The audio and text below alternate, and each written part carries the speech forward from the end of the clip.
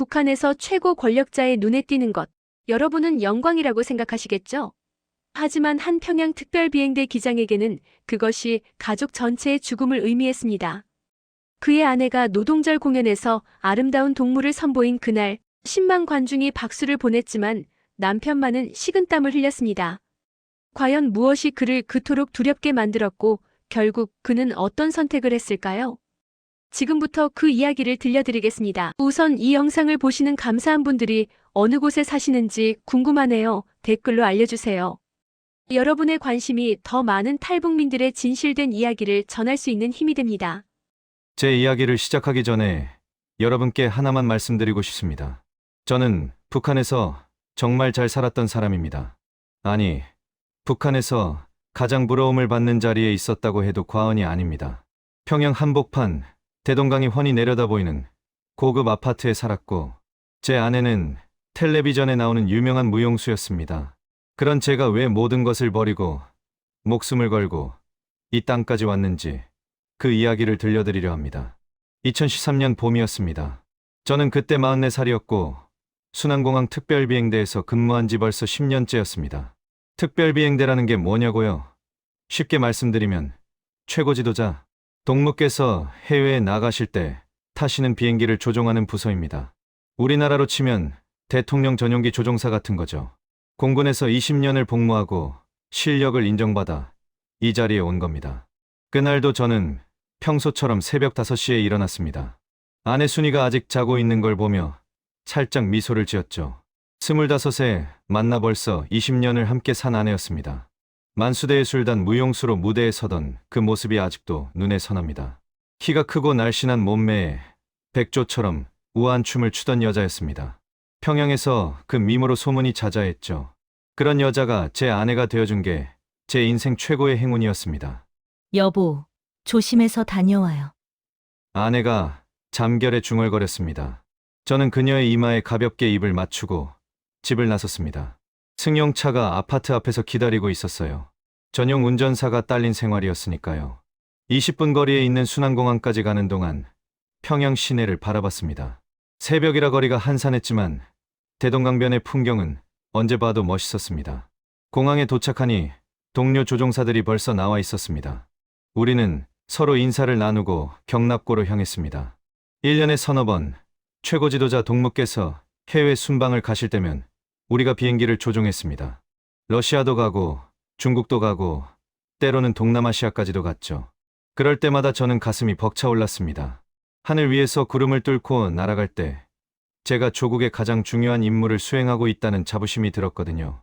그날은 정기 점검 비행이었습니다.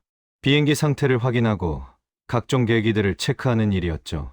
3시간쯤 공중에 떠 있다가 착륙했습니다. 오후에 집으로 돌아오니 아내가 저녁 준비를 하고 있었어요.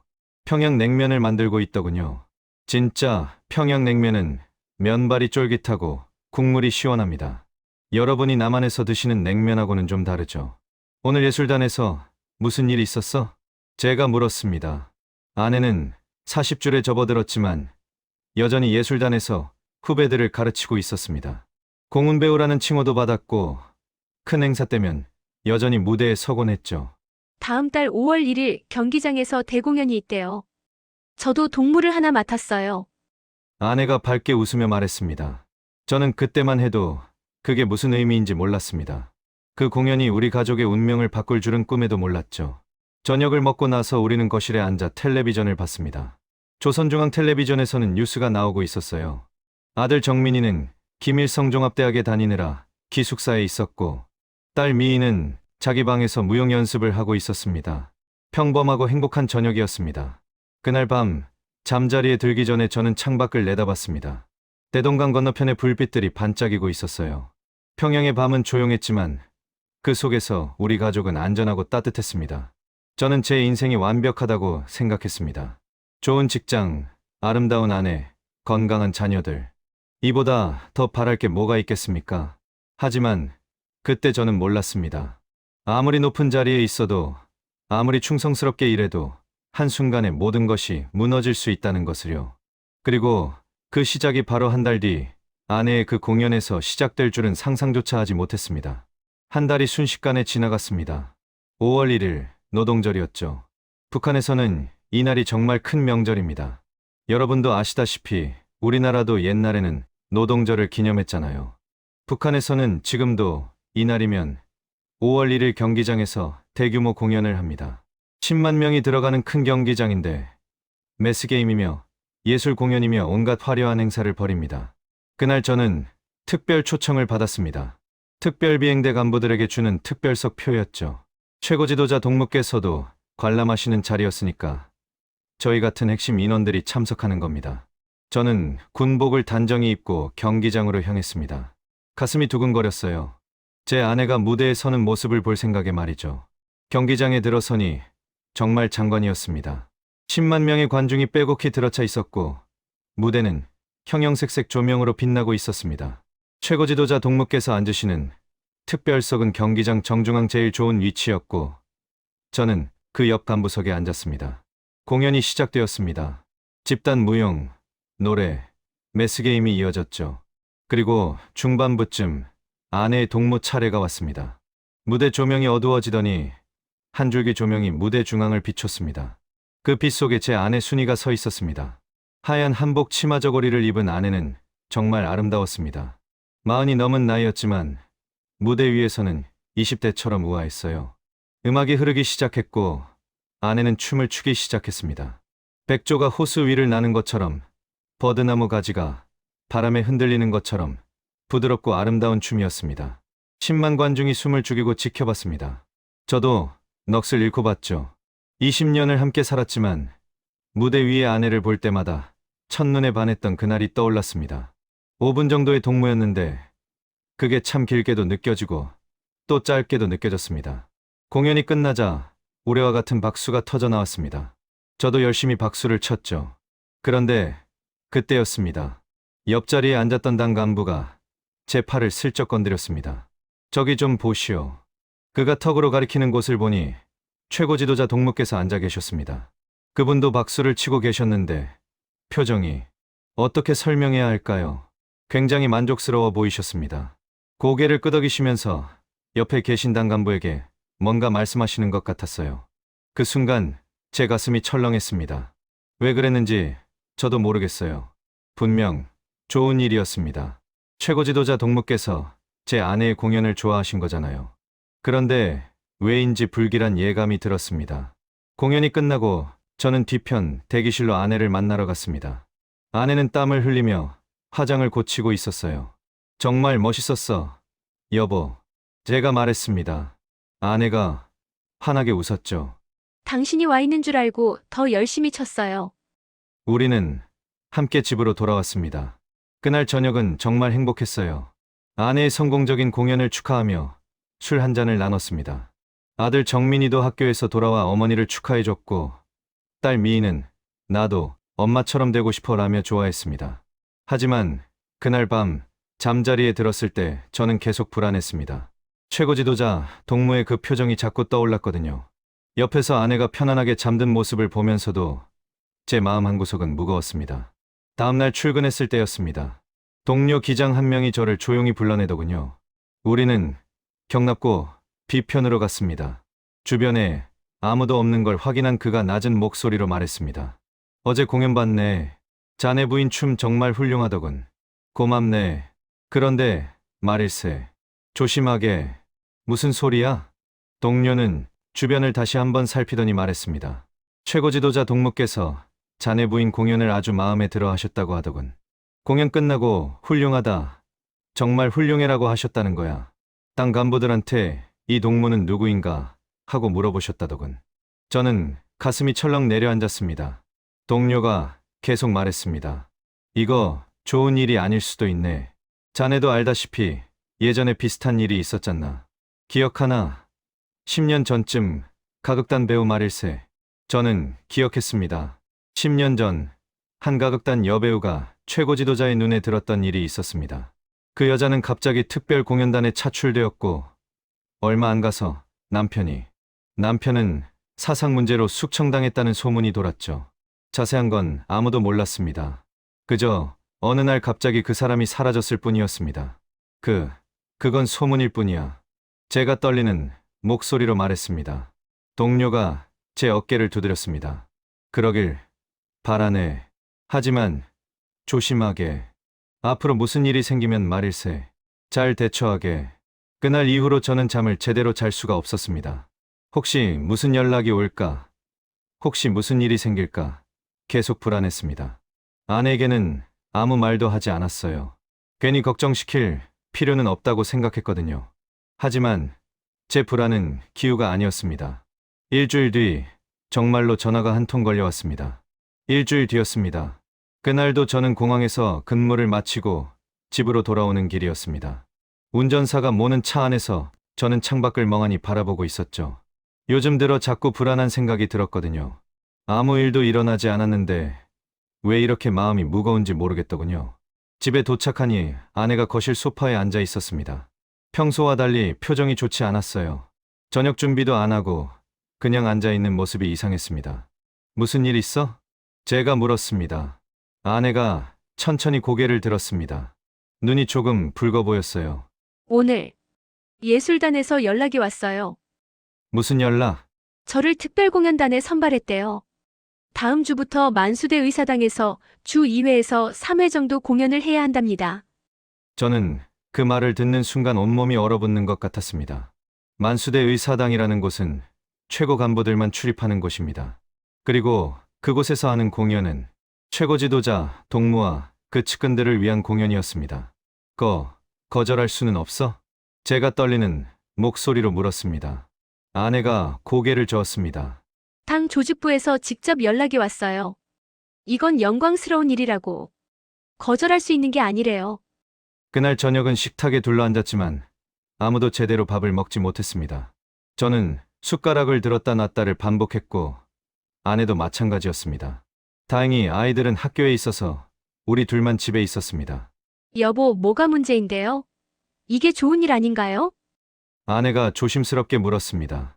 저는 아내에게 뭐라고 말해야 할지 몰랐습니다. 동료가 해준 경고를 10년 전 그 가극단 배우의 이야기를 말해줘야 하나요? 아니면 그냥 제 기우일 뿐이라고 괜찮을 거라고 말해야 하나요? 아니야. 좋은 일이지. 내가 요즘 피곤해서 그래. 저는 거짓말을 했습니다. 아내를 걱정시키고 싶지 않았거든요.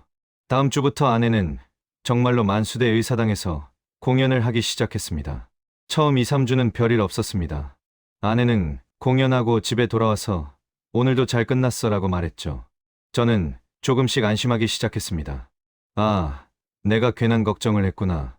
그냥 정말로 아내의 실력을 인정받은 거구나. 하지만 한 달쯤 지났을 때였습니다. 저는 해외 순방 비행 임무를 받았습니다. 러시아로 가는 3일 일정이었죠. 출발하는 날 아침, 저는 아내에게 말했습니다. 3일 후에 올게. 조심해.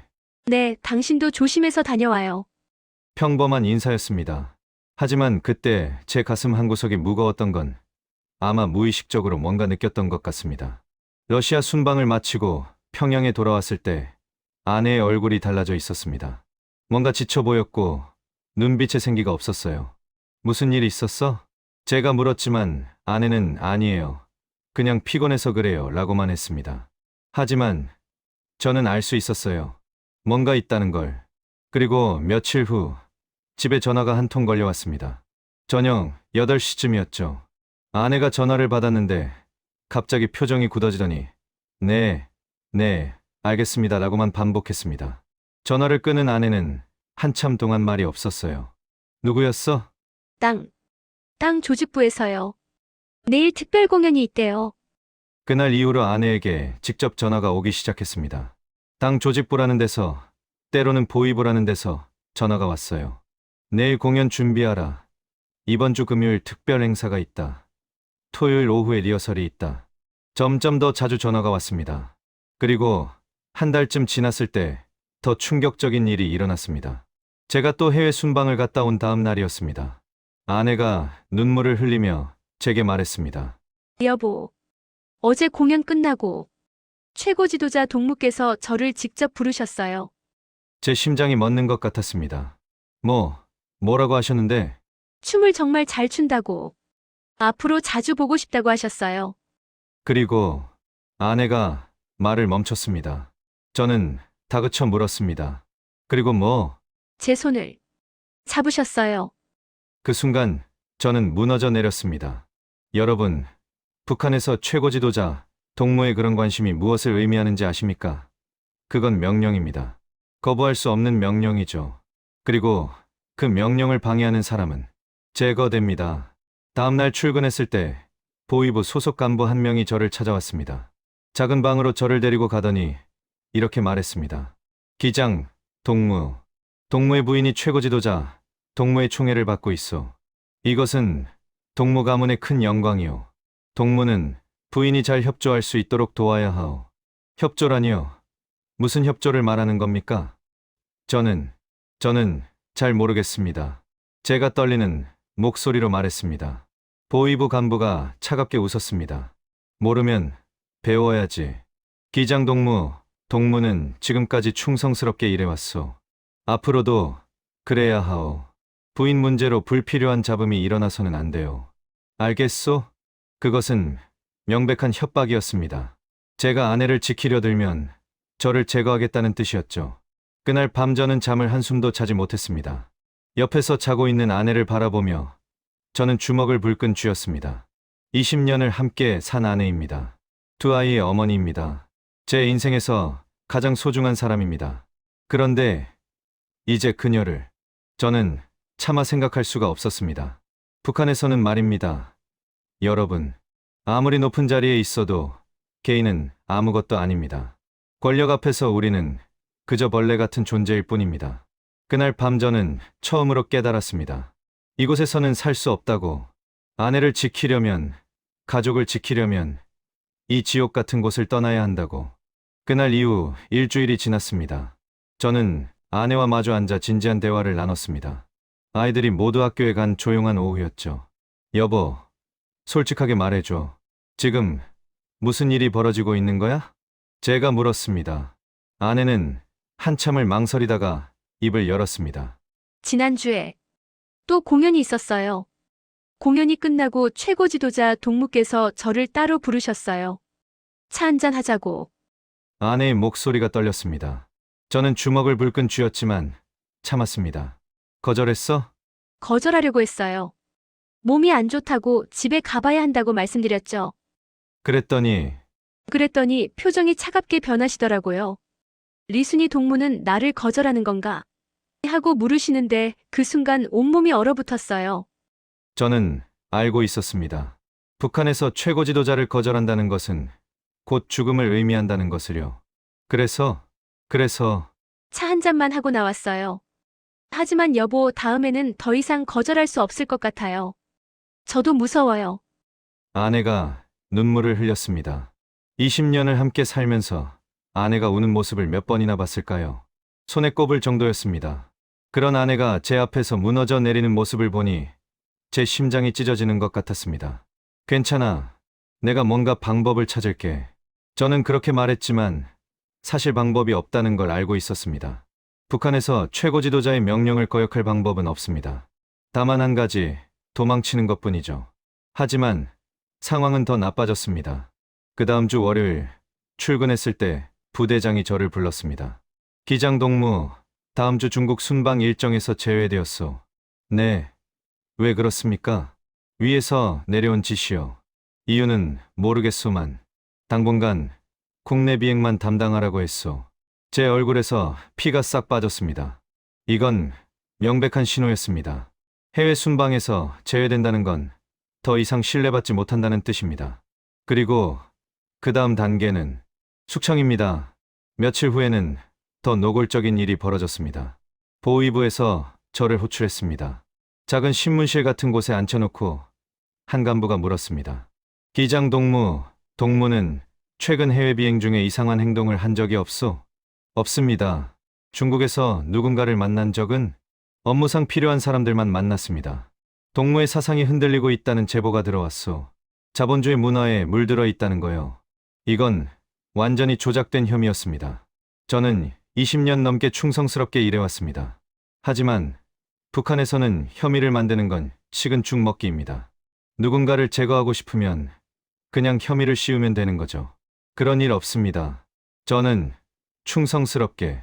충성스럽다고. 그렇다면 왜 부인이 최고 지도자 동무의 호의를 제대로 받들지 않고 있어? 동무가 뒤에서 뭔가 훈계하고 있는 거 아니오? 저는 말문이 막혔습니다. 이거였습니다. 제가 아내를 지키려 한다는 것. 그게 문제였던 겁니다. 그날 집으로 돌아오는 차 안에서 저는 결심했습니다. 이대로 있다가는 우리 가족 모두가 죽습니다. 저부터 숙청당하고 아내는 생각하기도 싫었습니다. 그리고 아이들은 관리소로 보내질 겁니다. 우리나라로 치면 수용소 같은 곳이죠. 3대가 다 끊기는 겁니다. 그날 밤, 깊은 밤 2시쯤이었습니다. 저는 아내를 조용히 깨웠습니다. 여보, 일어나 봐. 할 얘기가 있어. 우리는 거실로 나갔습니다. 아이들이 깰까봐 문을 꼭 닫고 목소리를 낮춰서 말했습니다. 우리 여기서 나가야 해. 뭐라고요? 탈북해야 해. 여기 있으면 우리 모두 죽어. 아내는 충격을 받은 표정이었습니다. 당연하죠. 북한 사람들에게 탈북이란 상상도 못할 일입니다. 특히 우리처럼 평양에 사는 특권층은 더더욱요. 하지만 우리가 어떻게 해? 아이들은요? 부모님은요? 아이들은 데리고 가야지. 부모님은 미안하지만 저는 말을 잇지 못했습니다. 제 부모님은 이미 돌아가셨지만 아내 쪽 부모님은 평양에 계셨습니다. 하지만 4명이 탈북하는 것도 위험천만한 일인데 노인 2분까지 데리고 갈 수는 없었습니다. 여보, 기억해.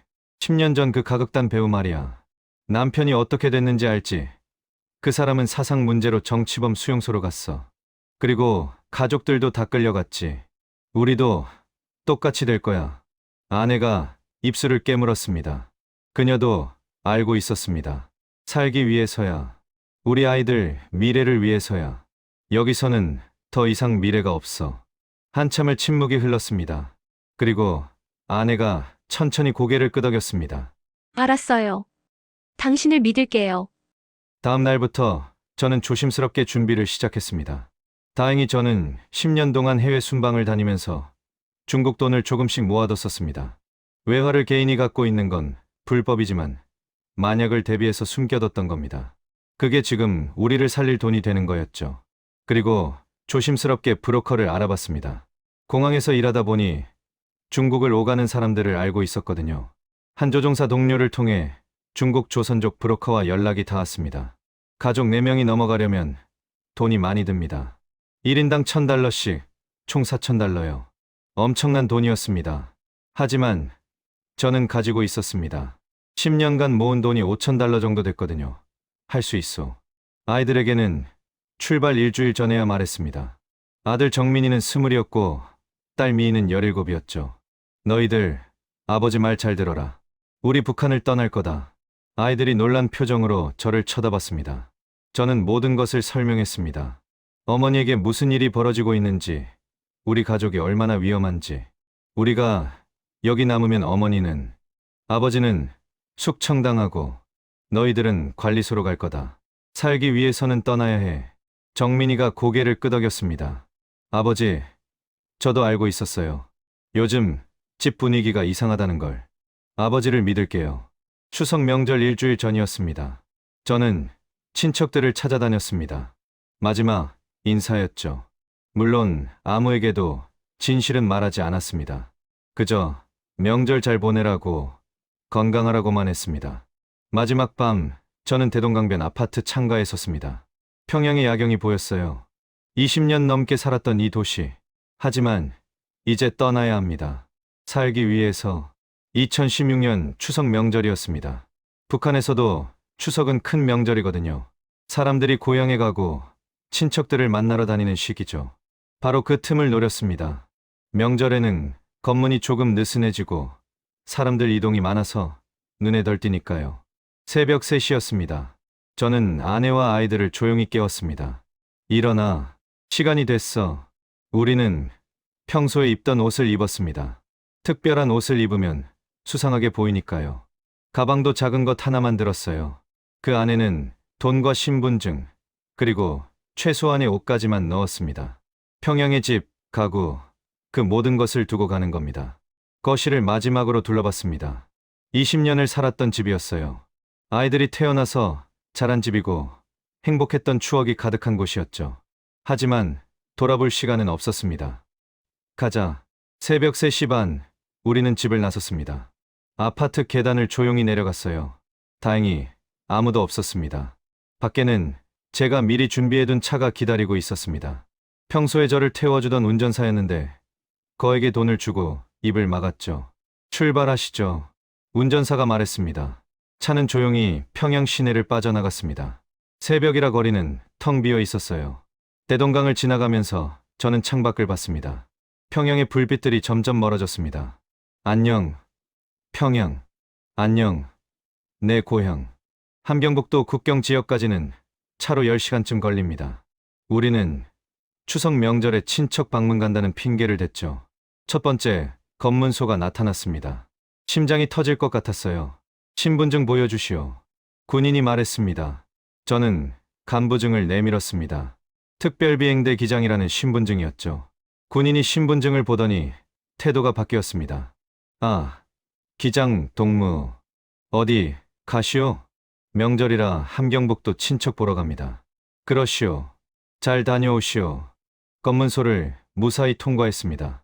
하지만 앞으로 검문소가 더 있었어요. 두 번째, 세 번째. 매번 심장이 멎는 것 같았습니다. 혹시 위에서 수배령이 떨어진 건 아닐까? 혹시 누가 신고한 건 아닐까? 차 안에서 아내가 제 손을 꽉 잡았습니다. 손에 땀이 흥건했어요. 뒷좌석에서는 딸 미희가 조용히 울고 있었습니다. 아들 정민이가 동생 어깨를 감싸 안아줬죠. 괜찮아. 아버지를 믿어. 정민이가 말했습니다. 그 말을 들으니 제 눈시울이 뜨거워졌습니다. 20밖에 안 된 아들이 이렇게 의젓하다니. 오후 1시쯤 우리는 함경북도 회령 근처에 도착했습니다. 그곳에서 브로커를 만났어요. 조선족 남자였는데 40대쯤 돼 보였습니다. 준비됐소? 오늘 밤 11시에 출발합니다. 그때까지 여기서 쉬시오. 우리는 낡은 농가에서 기다렸습니다. 저는 한숨도 잘 수가 없었어요. 계속 밖을 내다봤습니다. 혹시 보위부 사람들이 쫓아온 건 아닐까? 혹시 누가 의심한 건 아닐까? 여보, 물 좀 드세요. 아내가 물병을 건넸습니다. 저는 물을 마시려다가 손이 떨려서 물을 쏟을 뻔했어요. 아내가 제 손을 잡아줬습니다. 우리 해낼 수 있어요. 여기까지 왔잖아요. 밤 11시가 되었습니다. 브로커가 문을 두드렸어요. 시간입니다. 가시죠. 우리는 브로커를 따라 어둠 속을 걸었습니다. 1시간쯤 걸었을까요? 두만강이 보였습니다. 여러분, 두만강이 얼마나 넓은지 아십니까? 어둠 속에서 보니 끝없이 넓어 보였어요. 그리고 물소리가 들렸습니다. 7월이면 물이 많이 불어나는데 추석 때쯤 되면 좀 줄어들긴 하지만 여전히 위험했습니다. 저기 보이시오? 저 불빛 있는 곳이 중국입니다. 브로커가 손가락으로 가리켰습니다. 강 건너편에 희미한 불빛이 보였어요. 자유가 있는 곳, 살 수 있는 곳. 그런데 문제가 하나 있어. 국경 경비대한테 돈을 더 줘야겠소. 원래 약속한 금액보다 500달러 더요. 뭐라고요? 저는 화가 났습니다. 하지만 어쩔 수 없었어요. 여기서 돌아갈 수는 없으니까. 알았소. 주겠소. 얼마 후 국경 경비대 2명이 나타났습니다. 젊은 군인들이었는데 총을 메고 있었어요. 브로커가 그들에게 돈 봉투를 건넸습니다. 군인들이 돈을 세더니 고개를 끄덕였습니다. 빨리 건너시오. 30분 후에 다른 초소 경비대가 순찰옵니다. 우리는 강으로 내려갔습니다. 물에 발을 담그는 순간 저는 소리를 지를 뻔했어요. 물이 얼음장처럼 차갑더군요. 여러분, 9월 두만강 물이 얼마나 차가운지 아십니까? 손발이 얼어붙는 것 같았습니다. 아빠, 딸 미희가 떨리는 목소리로 말했습니다. 괜찮아. 아빠 손 꽉 잡아. 저는 한 손으로는 미희를, 다른 손으로는 아내를 잡았습니다. 정민이는 어머니 다른 쪽 손을 잡았고요. 우리 4명은 손을 꽉 잡고 강물 속으로 들어갔습니다. 물이 무릎까지 차올랐습니다. 허리까지 차올랐습니다. 가슴까지 차올랐어요. 숨을 쉴 수가 없었습니다. 발밑이 미끄러워서 넘어질 뻔했죠. 아내가 비틀거렸습니다. 조심해. 저는 아내를 붙잡았습니다. 우리는 천천히 한 걸음 한 걸음 앞으로 나아갔습니다. 중간쯤 왔을 때였습니다.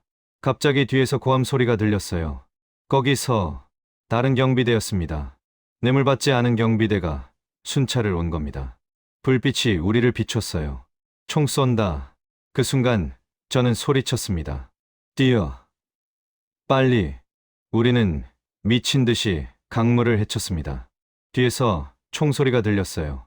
탕, 탕, 물보라가 일었습니다. 딸이 비명을 질렀고 아내가 제 팔을 꽉 잡았습니다. 계속 가, 멈추지 마. 우리는 강을 건넜습니다.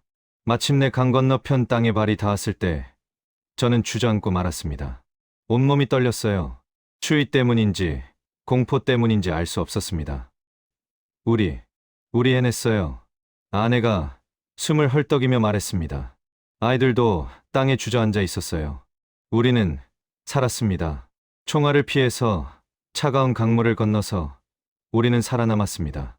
하지만 이제 시작일 뿐이었습니다. 여기는 중국입니다. 아직 자유의 땅이 아니에요. 또 다른 위험이 기다리고 있었죠. 두만강을 건넌 우리는 중국 땅에 발을 디뎠습니다. 살았다는 안도감이 들었지만 그것도 잠시뿐이었어요. 브로커가 급하게 말했습니다. 빨리 가시죠. 여기서 오래 있으면 안 됩니다. 우리는 브로커를 따라 어둠 속을 걸었습니다. 젖은 옷이 몸에 달라붙어 춥고 불편했지만 참았어요. 1시간쯤 걸었을까요? 낡은 농가가 나타났습니다. 여기서 옷 갈아입고 하룻밤 쉬시오. 내일 아침에 연길로 이동할 겁니다. 농가 안에는 마른 옷이 준비돼 있었어요. 우리는 젖은 옷을 벗고 마른 옷으로 갈아입었습니다. 그제야 조금 숨통이 트이는 것 같았죠. 하지만 잠을 잘 수가 없었어요.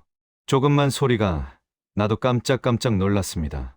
다음날 아침 우리는 차를 타고 연길시로 이동했습니다. 연길은 조선족들이 많이 사는 도시거든요. 우리말을 하는 사람들이 많아서 숨기가 조금은 쉬웠죠. 여기 조선족 마을에서 지내시오. 한 달치 집세는 제가 받은 돈에 포함돼 있소. 브로커가 우리를 작은 단칸방에 데려다 줬습니다. 방 하나에 부엌이 딸린 곳이었어요. 평양의 큰 아파트에서 살던 우리가 이런 좁은 방에서 내 식구가 지내야 한다니. 하지만 불평할 처지가 아니었죠. 그런데 말이오. 기장 동무. 브로커가 나가려다 말고 돌아섰습니다. 한 가지 문제가 생겼소. 동무는 북한에서 고위직이었다며 보위부에서 동무를 찾고 있다는 소문이 돌고 있소. 제 심장이 철렁 내려앉았습니다. 그게 무슨 소리요? 최고 지도자 전용기 기장이 탈북했다는 게 북한에서 큰 문제가 됐다더군요. 보위부 요원들이 중국까지 넘어와서 찾아다닌답니다. 현상금도 걸렸다더군요. 얼마나요? 1만 달러요. 엄청난 금액이었습니다. 그 돈이면 브로커들이 우리를 팔아넘길 수도 있다는 뜻이었죠. 그래서 말인데 동무가 안전하게 지내려면 돈이 더 필요하오. 한 달에 500달러씩 주면 제가 잘 숨겨드리겠소. 이건 명백한 협박이었습니다. 하지만 거부할 수 없었어요. 저는 가지고 있던 돈을 더 꺼내줬습니다. 그날부터 우리의 도피 생활이 시작되었습니다. 낮에는 절대로 밖에 나가지 못했어요. 창문도 제대로 열지 못했습니다. 혹시 누가 볼까 봐서요. 특히 아내는 더 조심해야 했습니다. 미모가 워낙 뛰어나다 보니 한번 보면 사람들이 기억하거든요. 여보, 답답해 죽겠어요. 아내가 한숨을 쉬었습니다. 평양에서는 무용수로 무대에 서던 사람이 이제는 좁은 방에 갇혀서 숨죽이며 살아야 하는 겁니다. 조금만 참아. 곧 한국으로 갈 방법을 찾을게. 식구들 먹여 살리기 위해 저는 공장 일을 시작했습니다. 신분증이 없는 불법 체류자니까 제대로 된 일자리는 구할 수 없었어요. 조선족 공장에서 하루 일당 32안, 우리 돈으로 6,000원 정도 받고 일했습니다. 하늘을 날던 기장이 공장에서 허드레시를 하는 신세가 됐죠. 한 달쯤 지났을 때였습니다. 어느 날 저녁 집에 돌아오니 아내와 아이들이 창백한 얼굴로 앉아 있었어요. 무슨 일이야? 오늘 낮에 이상한 사람들이 이 동네를 돌아다녔어요. 조선족인데 북한 사투리를 쓰더라고요. 집집마다 탈북자 있냐고 물어보고 다녔대요. 보위부 요원들이었을 겁니다. 그들은 중국 공안과 협력해서 탈북자들을 찾아다녔거든요. 여기 더 있으면 위험해. 이사 가야 해. 우리는 그날 밤짐을 싸서 다른 마을로 이사했습니다. 브로커에게 연락해서 다른 곳을 구했죠. 물론 돈을 더 내야 했습니다. 우리가 가진 돈이 점점 줄어들고 있었어요. 두 번째 마을에서도 한 달을 못 버텼습니다. 또 수상한 사람들이 나타났거든요. 우리는 세 번째 마을로 이사했습니다. 그렇게 석 달 동안 5번이나 이사를 다녔어요. 이러다가는 돈이 다 떨어지겠어. 제가 한숨을 쉬었습니다. 5,000달러 있던 돈이 이제 1,000달러도 안 남았어요. 브로커에게 주고 집세 내고 식비 쓰다 보니 금방 바닥이 났습니다. 아빠, 나도 일하고 싶어요. 아들, 정민이가 말했습니다. 21살 청년이 공장에서 일하고 싶다고 하니 제 가슴이 찢어지는 것 같았어요. 김일성종합대학 다니던 아들이 이제는 중국 공장에서 일해야 하는 신세가 됐으니까요. 아니야, 너는 공부해야 해. 한국 가면 대학 다시 다닐 거야. 그런데 석 달쯤 지났을 때 희망이 보이기 시작했습니다. 조선족 교회에서 한국 선교사를 만난 겁니다. 그분은 탈북자들을 도와주는 일을 하고 계셨어요. 저희가 도와드리겠습니다. 한국으로 가실 수 있도록 길을 찾아드릴게요. 선교사님의 그 말을 들었을 때 저는 눈물이 났습니다. 그동안 너무 힘들었거든요. 매일 밤잠을 설치고 낮에는 숨죽이며 살고 언제 잡혀갈지 모르는 공포 속에서 지냈으니까요. 하지만 시간이 좀 걸립니다. 중국에서 동남아시아로 가는 루트를 만들어야 하거든요. 한 6개월 정도 더 기다리셔야 합니다. 6개월. 긴 시간이었지만 희망이 생겼습니다. 우리는 참을 수 있었어요. 끝이 보이니까요. 그 6개월 동안 우리는 쥐 죽은 듯이 살았습니다. 선교사님께서 생활비를 좀 도와주셨고 저도 계속 공장 일을 했습니다. 그렇게 하루하루를 버텼죠. 중국에서의 1년, 그건 제 인생에서 가장 긴 1년이었습니다. 하지만 우리는 포기하지 않았어요. 가족이 함께 있었으니까요. 6개월이 지났습니다. 2017년 봄이었죠. 선교사님께서 연락이 왔습니다. 준비가 됐습니다. 다음 주에 출발하시죠. 드디어였습니다. 중국을 벗어나 한국으로 갈 수 있는 기회. 하지만 직접 한국으로 갈 수는 없었어요. 중국에서 한국으로 가는 비행기를 타면 공안에 바로 잡히니까요.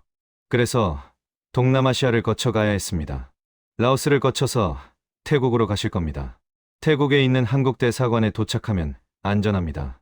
우리는 가짜 중국 여권을 받았습니다. 물론 불법이었죠. 하지만 이것 없이는 국경을 넘을 수 없었어요. 선교사님께서 모든 걸 준비해 주셨습니다. 출발하는 날 아침, 저는 선교사님께 깊이 절했습니다. 목사님, 은혜 잊지 않겠습니다. 한국 가서 꼭 다시 찾아뵙겠습니다. 괜찮습니다. 하나님께서 함께 하실 겁니다.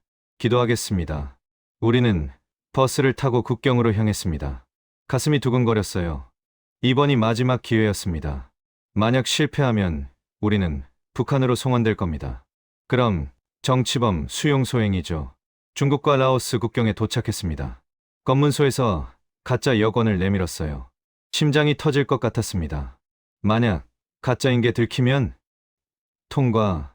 다행히 무사히 통과했습니다. 우리는 라오스 땅을 밟았어요. 하지만 안심하기는 이르했습니다. 라오스에서 우리를 맞은 건 또 다른 브로커였습니다. 그런데 이 사람이 처음부터 수상했어요. 한국까지 가려면 돈이 더 필요하오. 1인당 500달러씩 더 내시오. 뭐라고요?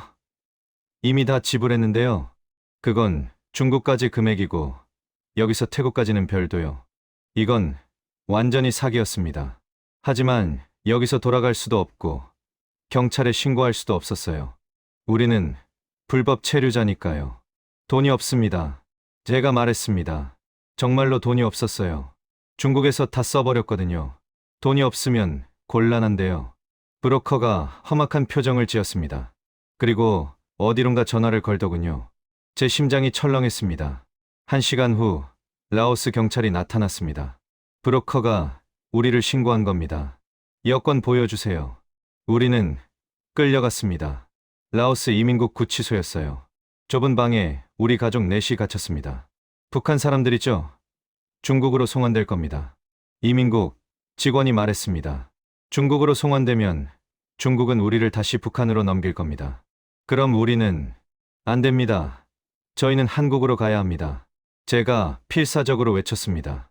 하지만 소용없었어요. 그날 밤 우리는 감옥 같은 방에서 서로 껴안고 울었습니다.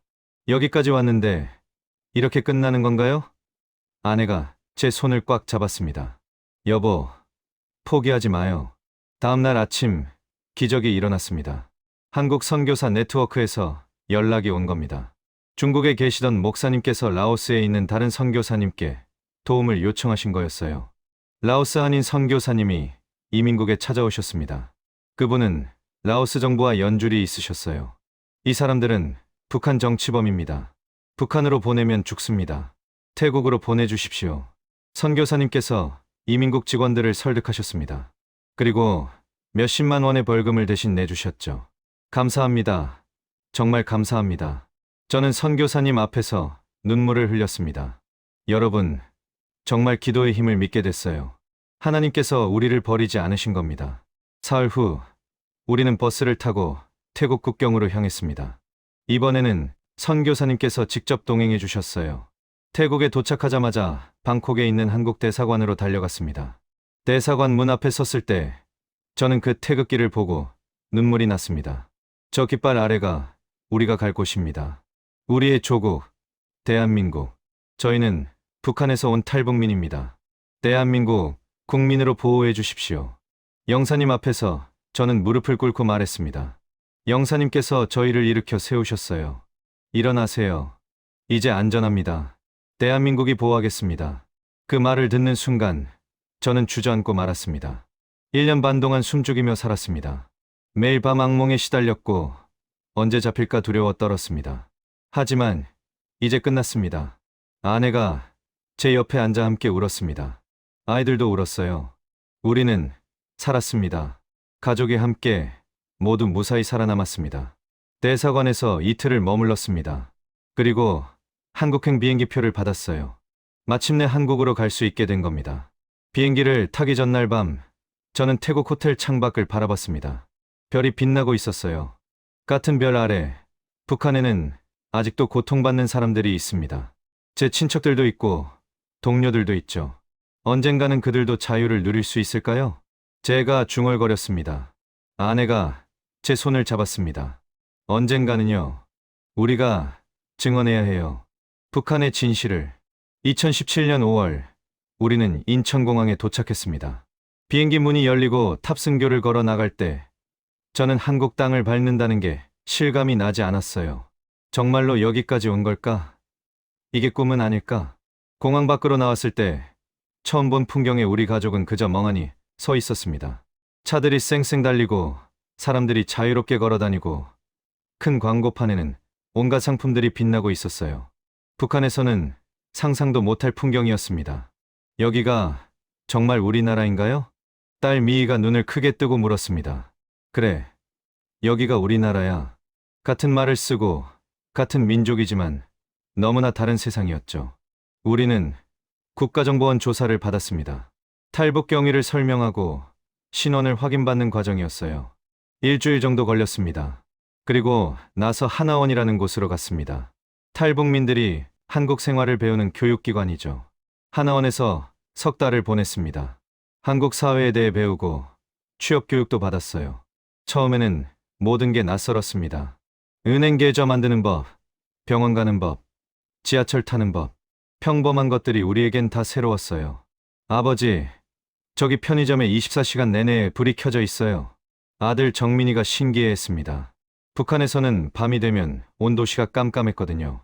전기가 귀해서요. 그런데 여기서는 밤에도 환하고 편의점에서는 언제든지 물건을 살 수 있었습니다. 마트에 갔을 때가 가장 충격적이었어요. 온갖 식료품이 넘쳐나는 걸 보고 저는 한참을 멍하니 서 있었습니다. 쌀, 고기, 채소, 과일. 북한에서는 배급도 제대로 안 나오는데 여기서는 이렇게 풍족하다니. 여보, 이게 진짜 우리가 먹을 수 있는 거예요? 아내가 물었습니다. 저는 고개를 끄덕였습니다. 그래, 돈만 있으면 다 살 수 있어. 하나원 교육이 끝나고 우리는 정부 지원으로 작은 아파트를 배정받았습니다. 경기도에 있는 20평 남짓한 아파트였어요. 평양에서 살던 집보다는 작았지만 우리에게는 천국 같았습니다. 여기서는 아무도 우리를 감시하지 않았고 누가 문을 두드릴까 두려워하지 않아도 됐으니까요. 정착하는 과정이 쉽지만은 않았습니다. 말투가 달랐어요. 저는 북한식 억양이 강해서 사람들이 제 말을 알아듣기 힘들어했죠. 그래서 말을 할 때마다 신경이 쓰였습니다. 아저씨, 어디서 오셨어요? 말투가 특이하네요. 가게에서 물건을 사다가 이런 질문을 받을 때면 어떻게 대답해야 할지 몰랐어요. 솔직하게 말하면 사람들이 이상하게 볼까봐 걱정됐거든요. 하지만 시간이 지나면서 조금씩 적응했습니다. 저는 항공 관련 일자리를 찾으려 했지만 쉽지 않았어요. 북한 조종사 자격증은 한국에서 인정받지 못했거든요. 그래서 항공사에서 일하는 건 포기하고 대신 물류 회사에 취직했습니다. 비행기는 못 타지만 그래도 공항과 관련된 일이었죠. 아내는 댄스 학원을 열었습니다. 만수대예술단에서 15년간 무용수로 일한 경력이 있으니까요. 처음에는 학생이 몇 명 없었지만 점점 입소문이 나서 학원이 커졌어요. 아내는 북한 전통 춤도 가르쳤습니다. 엄마 춤은 정말 우아해요. 아이들이 말했습니다. 무대에서 추는 아내를 보면 평양에서 본 그 모습이 떠올랐어요. 하지만 이제는 누구의 눈치도 보지 않고 자유롭게 춤출 수 있었습니다. 아이들은 대학에 갔습니다. 정민이는 경영학을, 미희는 무용을 전공했어요. 처음에는 나만 아이들과 어울리기 힘들어했지만 시간이 지나면서 친구들도 사귀고 적응해 갔습니다. 1년쯤 지났을 때 저는 탈북민 강연을 시작했습니다. 학교나 단체에서 초청을 받아서 북한 이야기를 들려주는 거였어요. 처음에는 떨렸습니다. 제 이야기를 하는 게 부끄럽기도 했고요. 하지만 강연을 하면서 깨달았습니다. 제 이야기가 사람들에게 자유의 소중함을 일깨워준다는 것을요. 특히 나이 드신 어르신들께서 제 이야기를 들으시고는 눈물을 흘리셨어요. 우리도 6.25 때 그런 고생을 했지. 같은 민족끼리 이렇게 갈라져 사는 게 참 가슴 아프구먼. 한 할아버지께서 제 손을 꽉 잡으시며 말씀하셨습니다. 통일이 꼭 돼야 해. 우리 세대가 갈라놓은 나라를 다음 세대는 다시 합쳐야 해. 저도 그렇게 생각합니다. 북한에는 아직도 고통받는 사람들이 많습니다. 제 친척들도 거기 있어요. 아내 부모님도 평양에 계시고요. 우리가 탈북한 뒤로 어떻게 사시는지 알 길이 없습니다. 밤에 잠들기 전이면 그분들 생각에 가슴이 아픕니다. 지난주에는 컴퓨터로 북한 소식을 찾아봤습니다. 여기서는 자유롭게 인터넷을 할 수 있거든요. 북한에서는 상상도 못할 일이죠.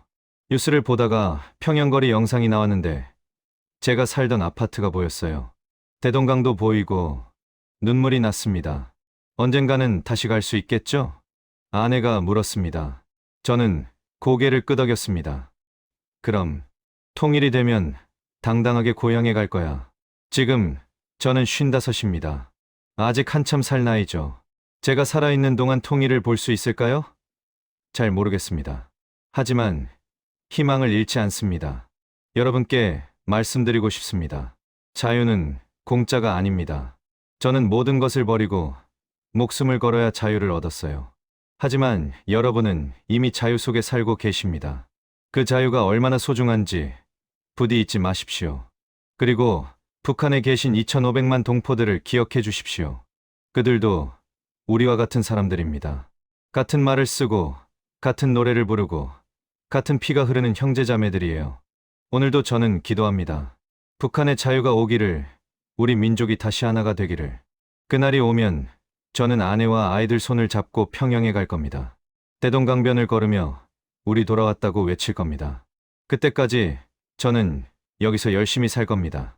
제가 받은 자유를, 제가 누리는 행복을 다른 사람들과 나누면서요. 그게 저 같은 탈북민이 할 수 있는 일이라고 믿습니다. 긴 이야기를 들어주셔서 감사합니다. 여러분, 자유롭게 사십시오. 그리고 자유 없이 사는 사람들을 기억해 주십시오.